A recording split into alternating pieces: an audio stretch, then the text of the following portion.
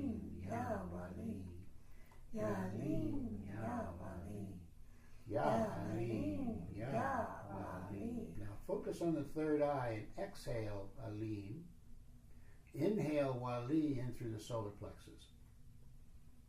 And notice the flow of energy between these two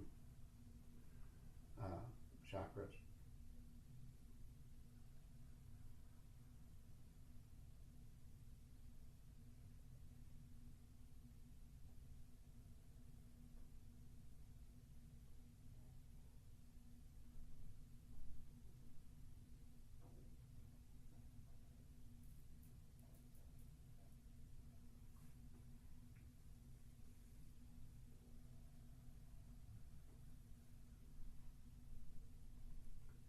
And see how that's a little more subtle than the Nasut, the energy of Nasut, right? A little more expansive, perhaps. And then the third plane, plane of the angels, is he puts down Ishq. So what's the practice you would do? Yeah. Exactly. Yeah, and it gets even more subtle because people always kind of get kind of dreamy when they do Ishkala, Ma'budallah. It seems to me that's an emotion that's very common with that practice. So as you're doing the practice, think or imagine the emotion of angelic beings whose whole existence is devoted to splendor and beauty. Ishkala, Ma'bud Allah. Ishkala, Ma'bud Allah. Ishkala, Ma'bud Allah. Ishkala, Ma'bud Allah. Ishkala, Ma'bud Allah. Ishkala, Ma'bud Allah. Ishkala, Ma'bud Allah. Ishkala, Ma'bud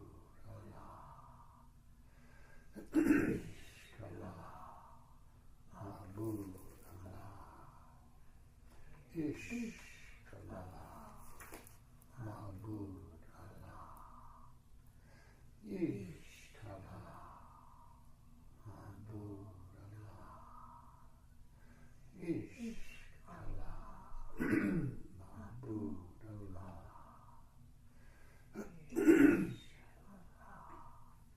Ma'bud Allah. Ishkala, Ma'bud Allah. Ishkala, Allah. Ishkala, Ma'bud Allah. Ishkala, Ma'bud Allah. Ishkala, Ma'bud Allah. Ishkala, Ma'bud Allah.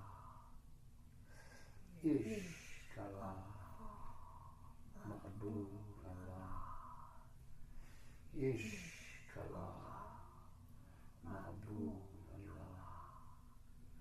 Ishkala, Ma'bud Allah. Ishkala, Ma'bud Allah. Ishkala, Ma'bud Allah.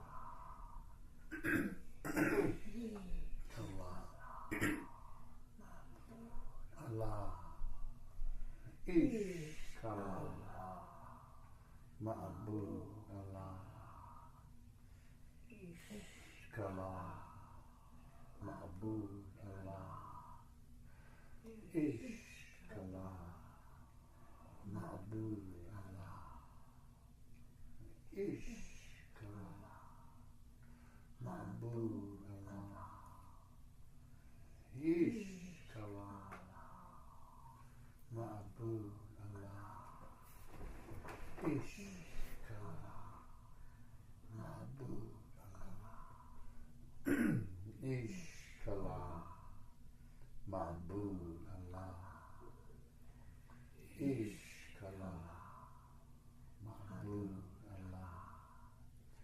Ish, Kalam, Ma'bud, Allah.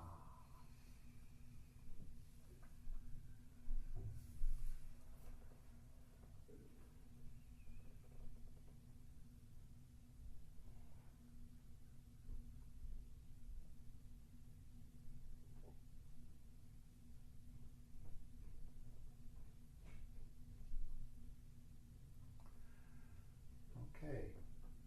See how it's getting more subtle? Now the fourth plane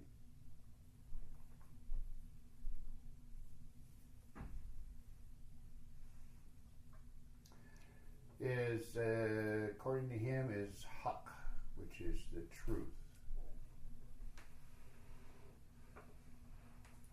Now, there's a couple of ways to do Haq.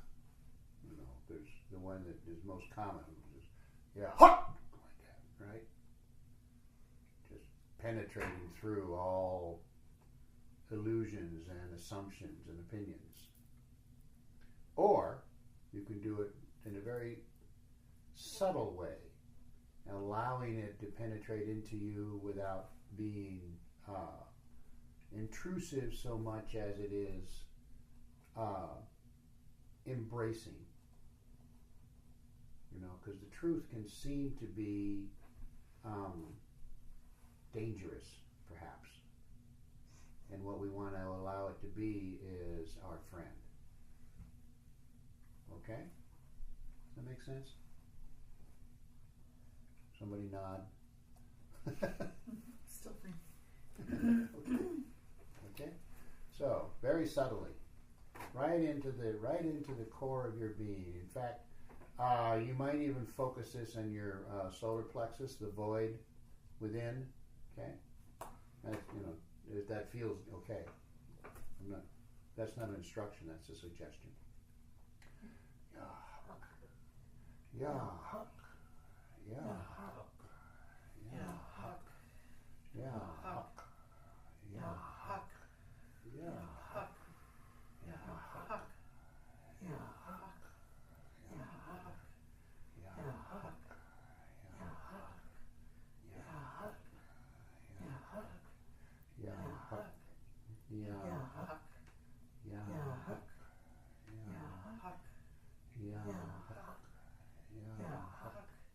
Yeah.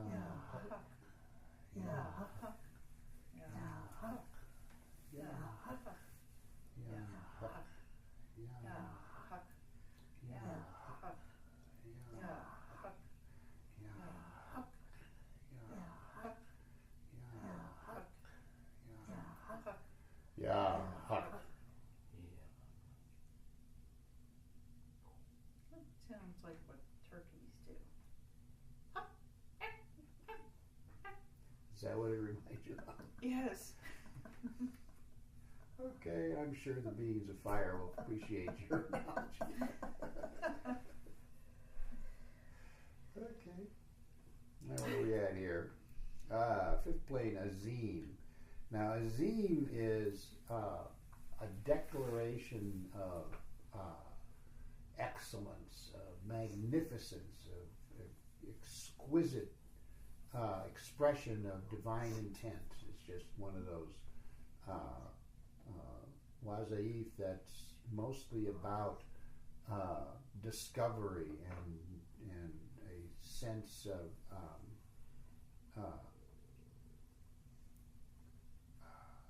the glory of creation.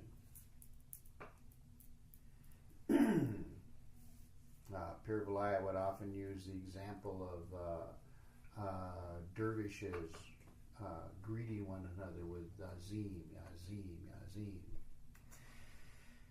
Now, Azim is often done in the third eye, with a very, as high pitched as you can get without straining,